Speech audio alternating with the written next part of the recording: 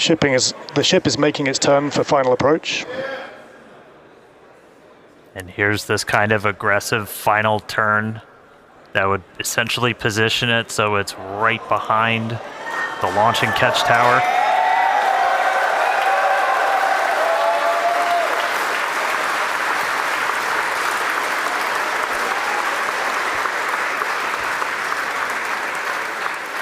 Flaps holding strong. Landing burn in just under 20 seconds.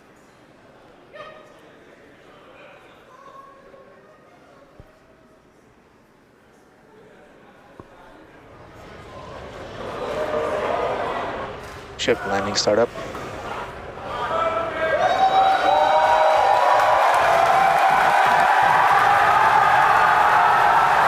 There's our landing burn.